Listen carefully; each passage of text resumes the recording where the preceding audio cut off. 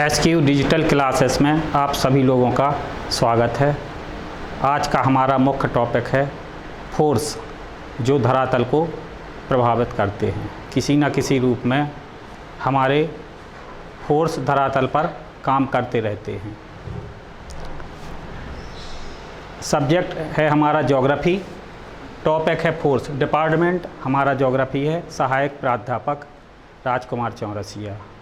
आज का हमारा टॉपिक फोर्स है। फोर्स जो हमारे धरातल पर विभिन्न प्रकार के बल लगते हैं, उनके द्वारा हमारे धरातल पर विभिन्न प्रकार के रूप आकृतियाँ निर्मित होती हैं। एक हिसाब से हम कह सकते हैं बिना बल के इस धरती पर कोई भी भूरूप नहीं बन सकता है। धरातल पर अनेक प्रकार के रूप पाए जाते हैं, जैसे पर्वत, पठार, मैदान, नदियाँ, घाटियाँ, पर्वत। ये सब किनकी देन है?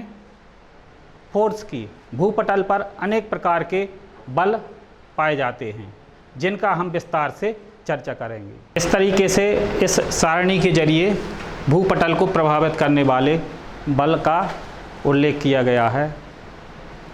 पृथ्वी का कोई भी हिस्सा स्थिर नहीं है, वह हिस्सा गतिमान है। कोई भी हिस्सा स्थिर न होने की बजाय पृथ्वी के ये आंतरिक और बहिर्जात बल हैं।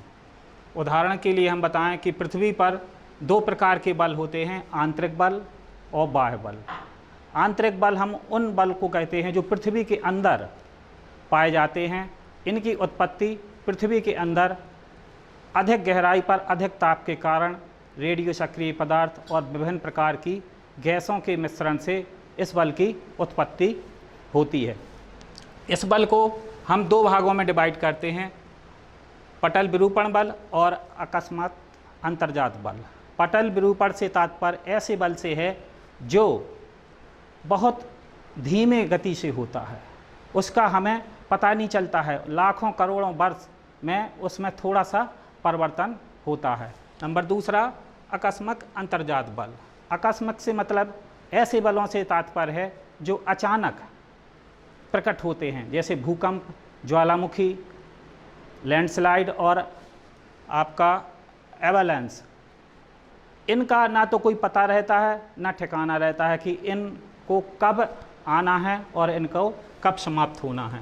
पटल विरूपण बल को दो भागों में डिवाइड किया जाता है, महादेश जनक बल और पर्वत निर्माणकारी बल। महादेश जनक बल हम उस बल को कहते हैं जिससे महाद्वीपों की रचना होती है। पृथ्वी पर महाद्वीप, द्वीप बनते हैं। पृथ्वी का जब कोई हिस्सा ऊपर उठ जाता है या नीचे धंस जाता है, तो इस प्रक्रिया के जरिए महाद्वीपों और द्वीपों की रचना होती है। उदाहरण के लिए फ्लोरिडा है, पश्चिमी द्वीप समूह है, भारत का पश्चिमी घाट पर्वत ऊपर उठ रहा है और दक्षिण का हिस्सा नीचे की ओर धंस रहा है। ये इसके उदाहरण हैं। इसके बाद आता है आपका पर्वत निर्माणकारी बल। पर्वत निर्माणकारी बल से हमारा तात्पर्य है इस भूगर्भिक हलचल से पर्वतों की रचना होती है। पर्वतों की रचना में जब यहाँ पर पर्वतों की रचना होती है टेंशन और संपीड़न से। संपीड़न बल और तनाव से दो प्रकार के पृथ्वी पर फ्रैक्चर उत्पन्न हो जाते हैं, भूपटल विभंग, चटकन और भ्रंशन, फाल्टिंग। इससे धरातल पर विभिन्न प्रकार की भूरूप हमें दिखाई देते हैं। इसके बाद आकस्मिक अंतर्जात बल के अंतर्गत आता है ज्वालामुखी। ज्वालामुखी एक ऐसी अंतर्जात क्रिया है जो पृथ्वी के अंदर अत्यधिक ताप, दाब, रेडियो सक्रिय पदार्थ से जो पृथ्वी के अंदर आंतरिक चट्टानें होती हैं वो पिघल जाती हैं। पिघलने से उनका मैग्मा का स्थानांतरण इधर के उधर होता है और विभिन्न प्रकार की गैसें उत्पन्न होती है, जिससे गैसें ऊपर उठकर बाहर आती हैं। जहाँ पर धरातल का कमज़ोर हिस्सा होता है वहाँ बड़ी तेज़ी और विस्फोट के साथ बाहर निकलते हैं और कई प्रकार के भूरूप नज़र आते हैं। पृथ्वी के ज्वालामुखी में पृथ्वी के आंतरिक रूप और पृथ्वी के बाहर भी कई प्रकार के रूप हमें दृष्टिगोचर होते हैं। पृथ्वी के अंदर लेकोलिथ, फेकोलिथ, लोपोलिथ, डाइक, शिल इत्यादि भूरूप निर्मित होते हैं और पृथ्वी के बाहर ज्वालामुखी शंकु, लावा, गुम्मद और विभिन्न प्रकार के रूप हमें पृथ्वी के बाहर दिखाई देते हैं। इसके बाद आता है भूकंप। भूकंप भी इसी तरीके की क्रिया है कि पृथ्वी के अंदर आंतरिक ताप और दाब के कारण जब चट्टानें पृथ्वी के आंतरिक दाब और ताप के कारण विभिन्न प्रकार की गैसें पृथ्वी के अंतर्गत बनती हैं तो भाप बनकर वे ऊपर की ओर उठती हैं। ऊपर उठने से ज़मीन का जो मजबूत हिस्सा होता है और वो गैसें बाहर नहीं निकल पाती हैं तो पृथ्वी को हिला देती हैं, जिससे पृथ्वी में बड़े जोर का कंपन होता है। इसी को हम भूकंप कहते हैं। भूकंपीय तरंगें कई प्रकार की होती हैं, 3 प्रकार की होती हैं मुख्यतः P, S और L। फिर इसके बाद आता है भूस्खलन, लैंडस्लाइड। लैंडस्लाइड भी एक आकस्मिक अंतर्जात बल है, इसका कोई ठिकाना नहीं रहता है, इसको कब कहाँ कैसे समय पर लैंडस्लाइड होने लगती है। फिर आता है एवलांस, तूफान। जो बर्फीला तूफान होता है इनका भी कोई निश्चित पता नहीं होता है और इसमें बड़े बड़े शिलाखंड पर्वतों से टूटकर ज़मीन में आकर गिरते हैं। पर्वत निर्माणकारी बल। इस बल के बाद इस बल को हमने 2 भागों में डिवाइड किया है, तनाव और संपीड़न। तनाव उस वक्त होता है जब 2 चट्टानें एक दूसरे के विपरीत दिशा में जाती हैं, तो विपरीत दिशा में जाने से उनमें वो आपस में टूट जाती हैं। एक चट्टान ऊपर हो जाती है, एक नीचे खिसक जाती है, जिससे उसमें बड़ी मात्रा में दरार, क्रैकिंग पैदा हो जाती है। संपीड़न, संपीड़न कंप्रेशन, जब क्षैतिज दिशा में विपरीत दिशा से जब बल लगता है तो ऐसे में चट्टानों में मोड़ें पड़ जाती हैं और उन्हीं मोड़ों को हम वलन कहते हैं, संबलन कहते हैं। बलन को हम 2 भागों में बांट सकते हैं, संबलन और बलन। संबलन में जब एक चट्टान ऊपर उठ जाती है तो उसको उस चट्टानों में मोड़ें आ जाती हैं स्थान स्थान पर। फिर अपवार्पिंग। अपवार्पिंग का मतलब है जब एक धरातल का एक हिस्सा ऊपर उठ जाता है तो उसको हम अपवार्पिंग कहते हैं। डाउन वार्पिंग, डाउन वार्पिंग से मतलब है जब धरातल का हिस्सा नीचे दब जाता है तो उसको हम डाउन वार्पिंग कहते हैं। इसके बाद आता है फोल्डिंग। फोल्डिंग एक महत्वपूर्ण टॉपिक है।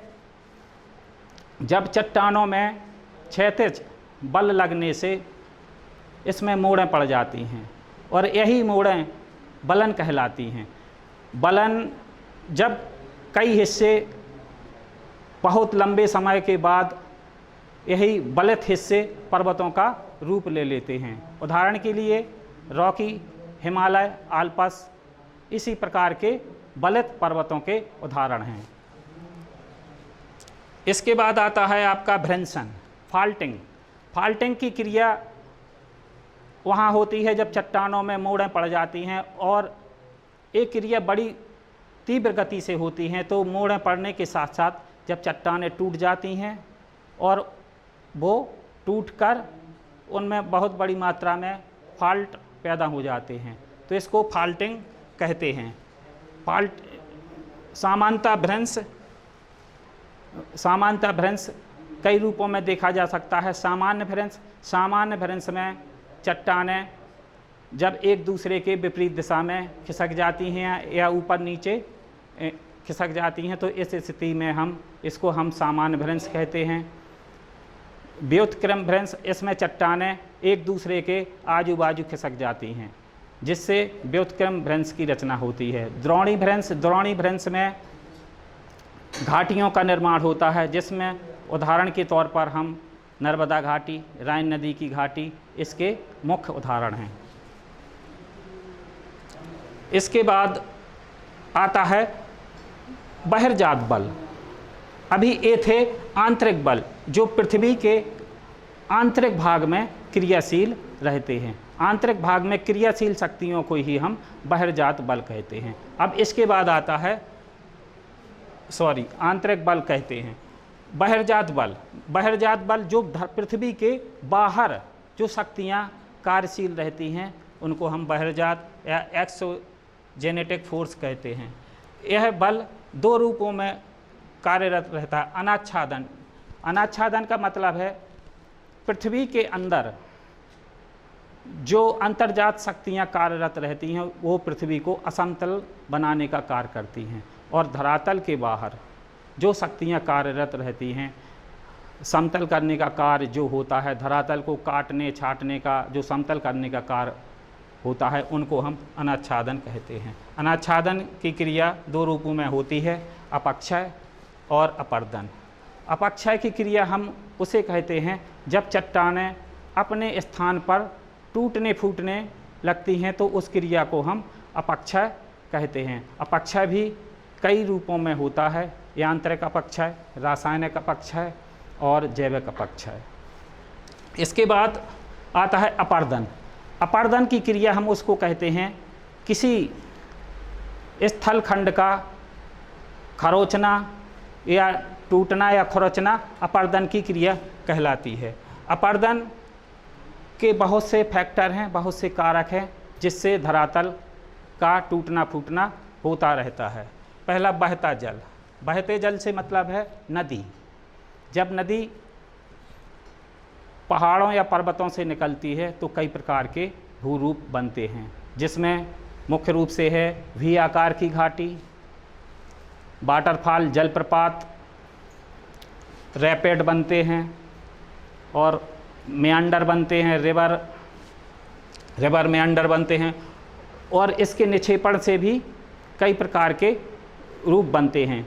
जलोढ़ पंख है, आपका बाढ़कृत मैदान है, डेल्टा है, ये सब भूरूप बहते जल से हमें प्राप्त होते हैं। फिर आता है पवन।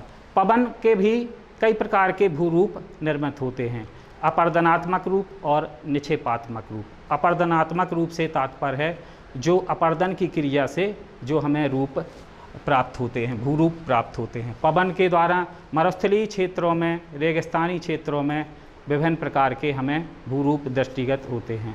पहला बातगर्त है, आपका इंसेलवर्क है, छत्रक है, शिलाजालक है, त्रिकोटका है, द्रिकाउंटर है, ये विभिन्न प्रकार के अपर्दनात्मक रूप हमें मरुस्थलों में देखने को मिलते हैं। इसके बाद उसके निक्षेपात्मक रूप, जहाँ ये अपर्दित पदार्थ उड़कर दूसरी जगह जमा होते हैं तो उससे भी कई प्रकार की हमें भू आकृतियाँ धरातल पर देखने को मिलती हैं, जिसके अंतर्गत लोएस का मैदान, पिलाया, बजाडा, हमादा और कई प्रकार के भूरूप हमें देखने को मिलते हैं।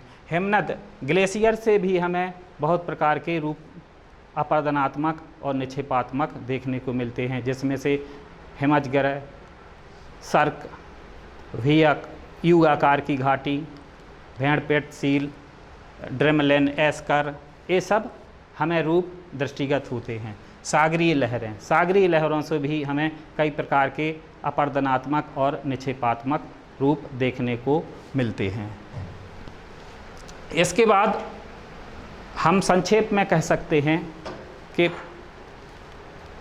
ज्योग्राफी भौतिक भूगोल है, वो पूर्णतः इन बलों का ही परिणाम स्वरूप है, इन्हीं बलों की देन है। धरातल पर कोई भी आकृति, कोई भी भूरचना इन बलों के बगैर संभव नहीं है। ये धरातल पर विभिन्न रूप पृथ्वी में विभिन्न प्रकार की भूगर्भिक हलचलों के दौरान विभिन्न प्रकार के रूप बनते बिगड़ते रहते हैं। उदाहरण के लिए पटल विरूपण बल से हम ये आशय करते हैं कि पटल विरूपण बल का हमें पता नहीं चलता है, इसका परिवर्तन बहुत धीरे धीरे होता है, हजारों लाखों सालों में इसका हमें पता चलता है। आकस्मिक अंतर्जात बलों में इसलिए इसको आकस्मिक अंतर्जात बल कहते हैं कि इस बल का कोई भी पता नहीं चलता है, कब आना है कब जाना है, जिसमें हम भूकंप, ज्वालामुखी, भूस्खलन और एवलांच को हम सम्मिलित कर सकते हैं। इस तरीके से पर्वत निर्माणकारी बल में हम टेंशन और संपीड़न के जरिए धरातल पर कई प्रकार के मोड़ें पड़ जाती हैं और चट्टानें बलत होकर ऊपर उठ जाती हैं, जिनसे पर्वतों की रचना होती है। यही आगे चलकर विभिन्न प्रकार के पर्वत, पहाड़ों और मैदानों का रूप लेते हैं। ज्वालामुखी ऊपरमुखी बल और अधोमुखी बल। ऊपरमुखी बल से तात्पर्य है कि अपर्दन की जो शक्तियाँ होती हैं, जहाँ से अपर्दनकारी जो शक्ति अपने साथ में जो अपर्दित पदार्थ को बहाकर जहाँ जाकर जमा करती हैं, तो उस हिस्से पर मौजूद भार की वजह से वो हिस्सा ज़मीन में नीचे धंस जाता है, और जो हिस्सा नीचे धंस जाता है तो जहाँ से अपर्दन हुआ है वो हिस्सा ऊपर उठ जाता है। इस प्रकार से इस बलों के द्वारा महाद्वीपों और द्वीपों की रचना होती रहती है। इस प्रकार हम कह सकते हैं कि भूगोल में जो भूपटल के जो बल हैं, प्रभावित करने वाले बल हैं, वो बहुत महत्वपूर्ण भूमिका अदा करते हैं। धन्यवाद।